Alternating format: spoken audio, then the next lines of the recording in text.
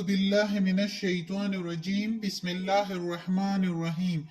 मेरी मुहतरम प्यारी बहनों और बेटियों, अस्सलाम वालेकुम। आज हम इंशाअल्लाह तिलावत करेंगे अपने अगले सबक की, जो कि है सूरह अनाम की आयत नंबर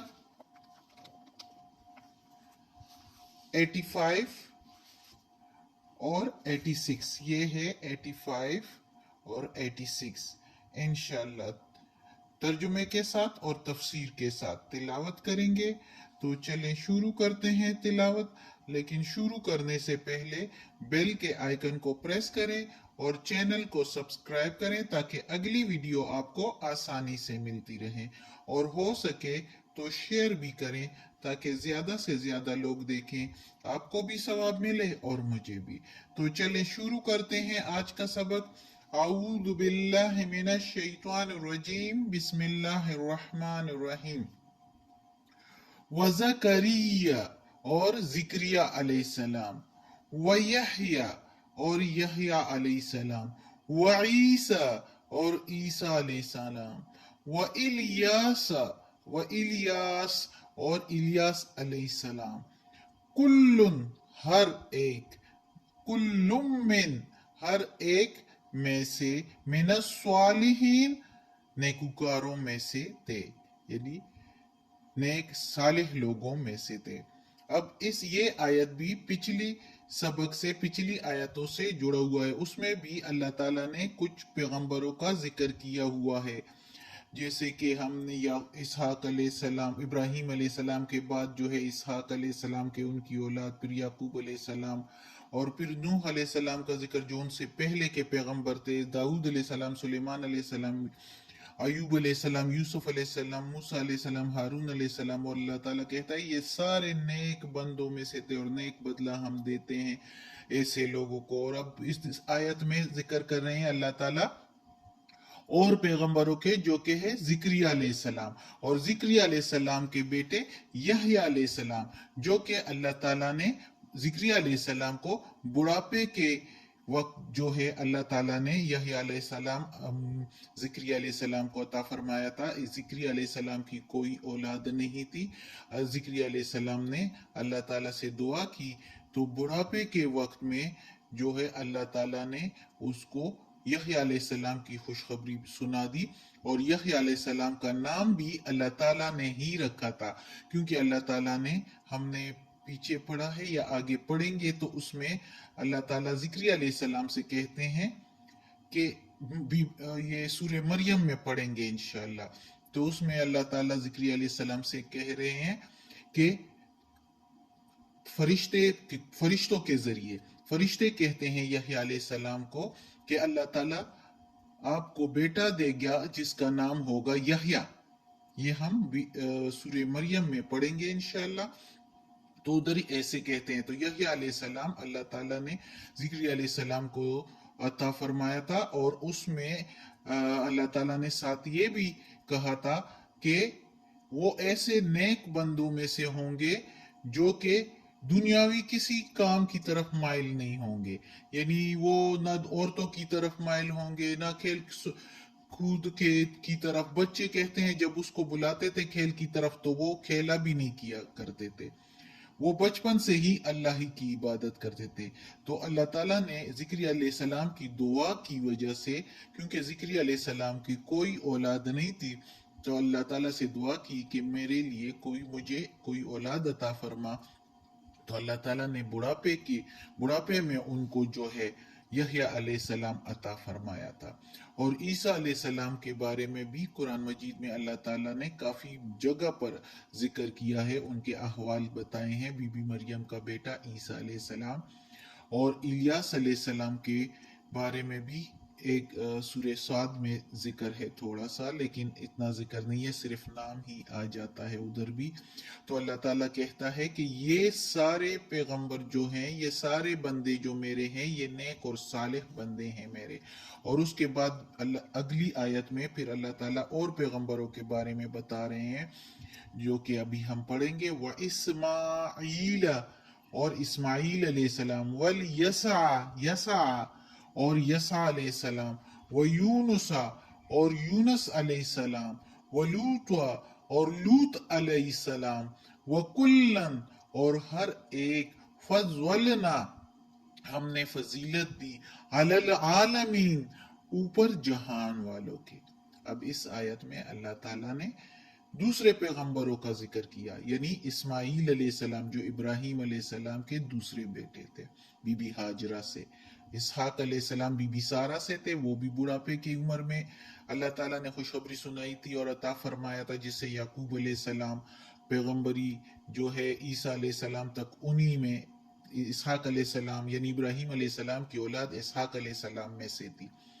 اور اب جو ہے جو ہمارے پیغمبر محمد صلی اللہ علیہ وآلہ وسلم ہے، تو وہ جو ہے ابراہیم علیہ السلام کی اولاد سے ہیں، ابراہیم علیہ السلام کی اولاد اسماعیل علیہ السلام کی اولاد میں سے ہیں، جس کی وجہ سے یہودی عیسائی سارے اس وجہ سے بھی محمد صلی اللہ علیہ وآلہ وسلم کو نہیں مانتے تھے اور انکار کرتے تھے اسلام قبول کرنے سے، کہ وہ ہم میں کیوں نبوت دوبارہ کیوں نہیں آئی، حالانکہ اسماعیل علیہ السلام بھی ان کے چاچا میں سے تھے، یعنی اسحاق علیہ السلام کے بھائی تھے، اور یعقوب علیہ السلام جو ہے اس کے بھتیجے تھے، تو اسی طرح وہ بھی انہی کے بھائیوں میں سے ہیں۔ اللہ تعالیٰ نے تورات میں کہا بھی تھا ان کو کہ تمہارے بھائیوں میں سے، بھائی میں سے جو ہے یہ آخری پیغمبر آئیں گے جس کا نام ہوگا محمد صلی اللہ علیہ وآلہ وسلم،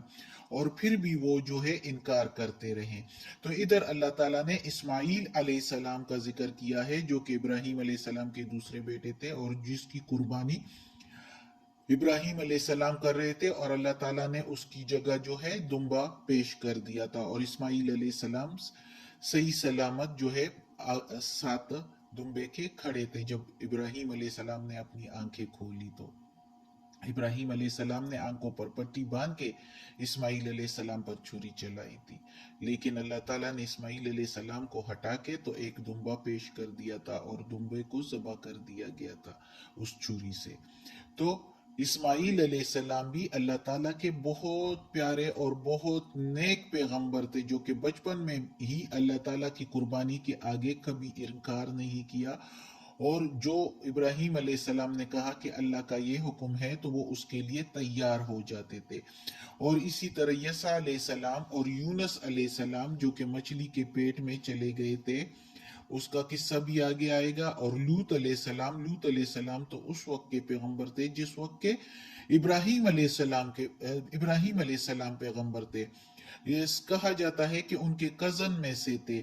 تو ابراہیم علیہ السلام کی اس لیے ہمیں یہ قرآن سے واضح ہوتا ہے کہ لوط علیہ السلام ابراہیم علیہ السلام ہی کے وقت کے پیغمبر تھے، لیکن ابراہیم علیہ السلام کسی اور قوم پر تھے اور لوط علیہ السلام کسی اور قوم پر۔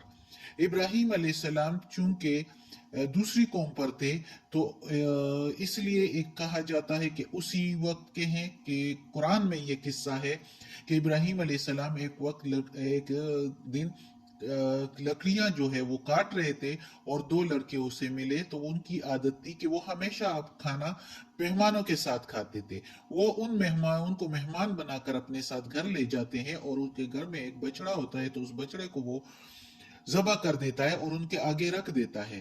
جب ان کے آگے رکھ دیتا ہے تو وہ نہیں کھاتے، وہ دونوں لڑکے، اور بڑے خوبصورت لڑکے ہوتے ہیں، تو وہ جب نہیں کھاتے تو ابراہیم علیہ السلام تو ایک عالم ہوتے ہیں، اللہ تعالیٰ نے ان کو کافی علم دیا ہوتا ہے، سمجھ بوجھ دی ہوتی ہے، وہ سمجھ جاتے ہیں کہ یہ انسان نہیں ہے، کچھ اور ہے جو یہ کھا نہیں رہے۔